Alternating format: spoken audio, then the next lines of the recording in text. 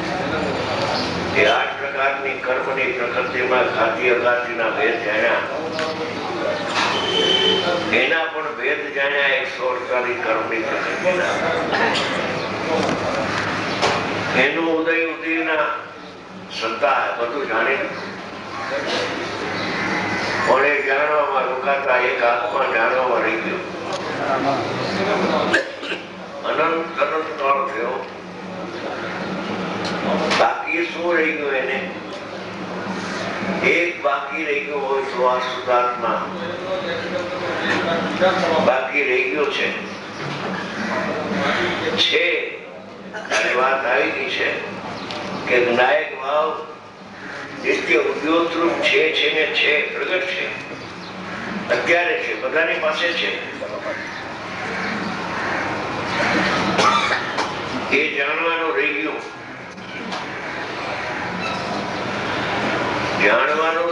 પણ એમાં પણ એક કારણ એવું છે કે હું પરને જાણું છું, એમાં આખો જાણનારો રહી જાય છે.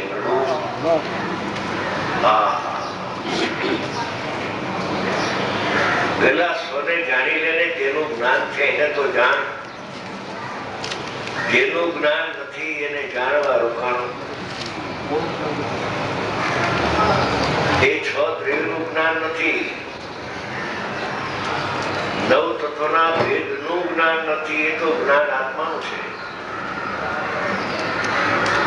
અને એ આત્માને જાણવાનું બાકી રહી ગયું.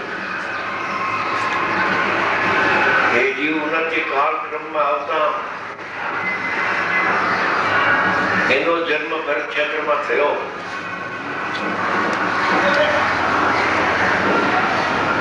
અને પંચમ કાળમાં જ્ઞાનીના વિરહ બહુ છે. ક્યાંક ક્યાંક વિરલ આત્મજ્ઞાની પુરુષો મળવા બહુ દુર્લભ છે. એમાં પણ એના ખુદના પ્રકારે સંયોગ થયો જ્ઞાનીનો, અને કોઈ એની ઉપાદાનની એવી તૈયારી થઈ ગઈ કલ્પકાળમાં એનો મોક્ષ થવાનો. એવા જીવોને આ પંચમ કાળમાં, હીણા કાળમાં એને જ્ઞાનીનો યોગ થયો. એ જ્ઞાની ફરમાવે છે કે પરને જાણવું એ તારો સ્વભાવ નથી. કેમ કે જ્ઞાન તો આત્માનું છે, જ્ઞાન જ્ઞેયોનું નથી. અને જેનું જ્ઞાન નથી એની સર્વોગ થઈને તો અનંત કાળથી જાણવાયો છે, પણ પરને જાણતા જ્ઞાને નથી ને સુખે નથી. જ્ઞાનીઓ ફરમાવે છે કળશટીકામાં, પેલા જ કળશમાં રાજમલજી જૈન ધર્મના મર્મી અનુભવના ઋષિઓ એવો પુરુષ લખે છે, ગરસ્તી હતા. એના નિમિત્તે બનારસી દાસ પામી ગયા. એવો પુરુષ લખે છે, એ આત્મા સંસારી જીવ પૂતગલ ધર્મ કાળ ને આકાશ એમાં જ્ઞાન નથી ને એમાં સુખ પણ નથી. અને એને જાણતા તને જ્ઞાન નહીં થાય. એમાં દ્રવ્યસુત આવી ગયું. દ્રવ્યસુત ને જાણતા જ્ઞાન નહીં થાય. એ દ્રવ્યસુત નો વિવેક છે, વિવેક નથી.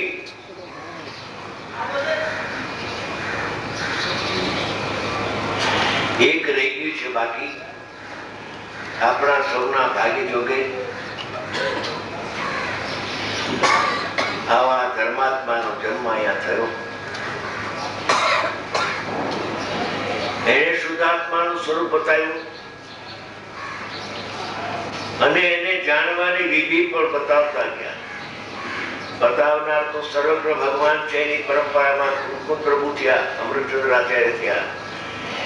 એની પરિપાટીમાં એક પ્રખર જ્ઞાની પૂજ્ય ગાંધી સ્વામી થયા, સોનગઢના સંત. એને અવલોકન કર્યું. સ્થાનકવાસી હતા, પોતે દીક્ષા લીધી હતી,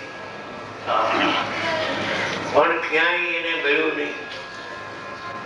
પત્રિયા અનેક વાર વાંચ્યા, પિસ્તાલીસ આગમ અનેક વાર જોયા, પણ એને જોતું હતું એ કઈ ગયું નહીં. એમાં યોગાનુયોગ 78ની સાલમાં દામનગરમાં દામોદર શેઠ હતા. એને એ વખતે મુંબઈમાં પરમશ્રુત પ્રભાવક મંડળી શ્રીમદ રાજચંદ્રીએ સ્થાપના કરી અને એમાં સમયસાર છપાઈ ગયું. આમ પાનામાં છપાયું પહેલા. ત્યાંથી પુસ્તક આવ્યું ને વાંચ્યું, જોયું. ઝવેરીની નજર હીરા ઉપર પડતા હીરાનો પારખું છે. અરે આ તો અશરીરી થવાનું શાસ્ત્ર છે.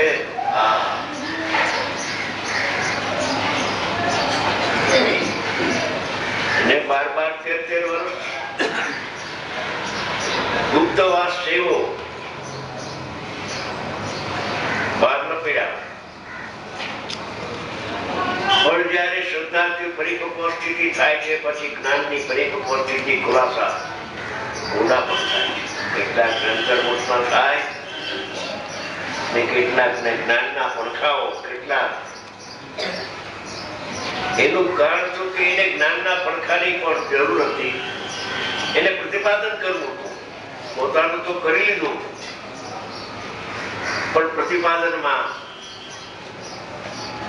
ઘણા પ્રકારો થી વિરોધ આવે. પરિપક્વ ત્યારે સ્થિતિ થઈ ત્યારે ભૂપતિને બગાડી. હું દિગંબર શ્રાવક બ્રહ્મચારી છું. હું મુનિ નથી. ભાવનગરી સંત લગ્ન દિગંબર મુનિની ક્યાં વાત કરું? એના ચરણની અમે રસ. એ પુરુષને આત્માનો પ્રત્યક્ષ અનુભવ થયો. પ્રત્યક્ષ અનુભવ તો થયો,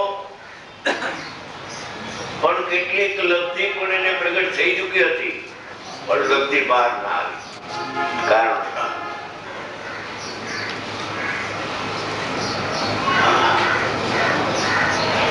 એ પુરુષે આ જાહેરમાં શરૂઆત એવી રીતે કરી. અમે વ્યાખ્યાન આપીએ ને અમારી પાસે એક જ પુસ્તક હોય એમ નહીં. અમે જેને સ્પષ્ટીકરણ કરીએ છીએ એ બધાની પાસે હોવું જોઈએ. એક લીટીનું શું અમે સ્પષ્ટીકરણ કરીએ છીએ, અર્થ કરીએ છીએ, એમ કરીને એને બધાને ઘણા તૈયાર કર્યા. ઘણા જીવો એના સમીપમાં યોગ્યતા અનુસાર, શોક્ષણ અનુસાર, રુચિ અનુસાર સૌની યોગ્યતા મુજબ ઘણાએ ગ્રહણ કર્યું. થોડાની ઘણાએ ગ્રહણ કર્યું. તેઓ શ્રી આ છઠ્ઠી ગાથા જયારે લેતા સમય સાથે ત્યારે ફરમાવતા કે આ તો છઠ્ઠીના લેખ છે, ફરે ને અફર છે. આ ફરે એમ નથી, જગતને ફરવું પડશે. શુદ્ધ આત્માનું સ્વરૂપ શું છે એનું સ્પષ્ટ વ્યાખ્યા સ્પષ્ટ છઠ્ઠી ગાથામાં વિલિપ્તિમાં કહ્યું કે બ્રહ્મ કપટ દશા નિશ્ચયની ભીન છે ને વ્યવહારને અભિન્ન છે ન કહેતા આત્માનો મૂળ સ્વભાવથી વાત કરી કે સ્વભાવ